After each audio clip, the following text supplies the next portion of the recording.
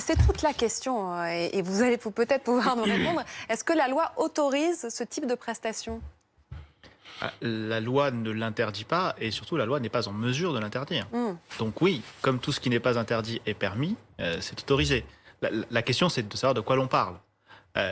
Est-ce qu'il s'agissait d'un dîner chez M. Chalençon, entre amis, auquel il a convié un certain nombre de personnes, et il y avait un chef qui a effectivement fait la cuisine puisqu'il ne le fait pas lui-même? Tout cela est parfaitement possible. Il y avait peut-être plus de 6 personnes. C'est pas recommandé, mais il a le droit de recevoir chez lui qui il veut. Les autres questions qui peuvent se poser ensuite... Même en les faisant payer ?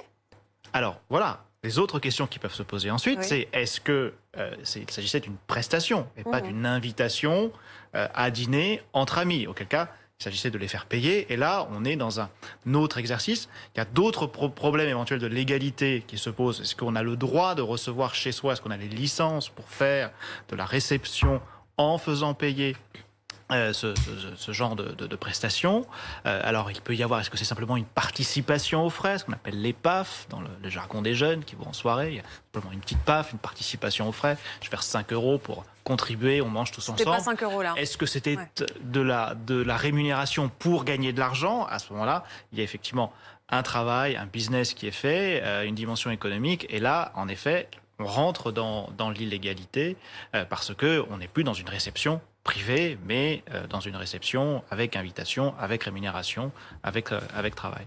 Ensuite, il y a quelque chose dont vous parliez tout à l'heure, professeur. Il y a aussi cette interdiction quand le porte-parole du gouvernement, M. Attal, dit je recommande, est-ce qu'il dit je vous recommande de rester chez vous et de ne pas aller vous mélanger avec même des personnes de votre famille. Quand vous quittez votre domicile, vous êtes en infraction si vous ne respectez pas le confinement. Est-ce que ça vient se rajouter? Est-ce que ça vient se rajouter, les consignes du gouvernement? On ne peut pas interférer dans le domicile. Oui, c'est une recommandation, ça va pas plus loin. Vous pouvez être à 50 chez vous, on ne peut pas interférer dans votre domicile. Alors, sauf quand il y a du tapage nocturne, non? Alors voilà, après, mais ce sont d'autres délits qui existent indépendamment de la pandémie. Si vous faites une fête avec tapage nocturne chez vous, là, oui, effectivement. Et je ne suis pas en train de dire à ceux qui nous regardent qu'il faut le faire, qu'il faut inviter 50 personnes chez soi. Parce que ça met en danger les uns et les autres. Mais ce que dit la loi, c'est qu'effectivement, on peut faire ce que l'on souhaite chez soi. La loi prévoit quoi? La loi vise ce qu'on appelle des établissements recevant du public, des ERP. Eux sont fermés. Et les ERP, c'est tout type de catégories, les magasins, les cinémas, les salles de spectacle, les salles de sport, les restaurants. Il y en a qui ont le droit d'ouvrir et il y en a qui sont fermés. Les restaurants sont les ERP fermés. Il y a également, ce que dit la loi, c'est que les réunions publiques sont interdites. On ne peut pas faire des réunions publiques dans des salles ou même dans des espaces ouverts, puisqu'on ne peut pas se regrouper à plus de 6 personnes. Maintenant, il y a des tolérances, on peut faire des réunions de travail. Ce qui explique que parfois, le Conseil des ministres, il soit plus que 6, ils ont le droit, pas parce que c'est le Conseil des ministres, mais parce que c'est une réunion de travail. Dans le cadre de réunion de travail, on peut être à plus que 6. Il y a cette possibilité-là. Maintenant, on est là dans un cas un petit peu limite, parce qu'on n'est pas dans un ERP, c'est dans un domicile privé. C'est présenté comme une réunion, un petit peu une réunion de travail, puisque c'est une conférence, voilà. Mais si autour ça devient d'un un restaurant déguisé, en fait. Ça devient un restaurant déguisé, tout à fait. C'est une façon de contourner, de détourner la loi. Et ça pourrait être éventuellement poursuivi et réprimé, ce détournement. Mais encore faut-il, premièrement, le prouver, et donc qu'il y ait des preuves matérielles qu'il y a effectivement ce détournement, cette volonté de faire de la restauration alors qu'on n'en a pas le droit. Et puis deuxièmement, pardonnez-moi, il faut qu'il y ait des victimes. Pour qu'il y ait des poursuites pénales, il faut qu'il y ait des victimes. Ça, c'est la mise en danger d'autrui. Il y a aussi... il y a une information judiciaire qui a été ouverte pour mise en danger de la vie d'autrui, mais pour l'instant, on n'a pas trouvé forcément les personnes qui avaient été mises en danger. Et vous dites, donc on ne les a pas trouvées. Il faut prouver qu'il y a contamination. Non, je précise parce que tout le monde n'a pas forcément suivi. Oui, Dominique. Ça va être compliqué. Et ce qui risque d'être moins compliqué, c'est le travail dissimulé.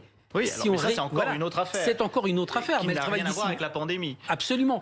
Mais le travail dissimulé, ça pourrait permettre de les, passez-moi l'expression, de les accrocher. En effet. Les uns les autres, s'ils ont employé des personnes qui n'avaient pas le droit de travailler, s'ils les ont En fait, c'est du travail au noir, c'est un peu ça, non? Oui, oui, le travail dissimulé, c'est ce que l'on appelle dans le langage quotidien le travail au noir, oui, tout à fait. Si on en revient aux protagonistes qui sont connus de cette affaire, le trio dont on parlait tout à l'heure, Dominique Rizet disait qu'il y avait en effet du possible travail dissimulé, peut-être mise en danger d'autrui, hein. Tout ça reste à démontrer. Mais si ça l'était, que risque-t-il? Des poursuites pénales, effectivement.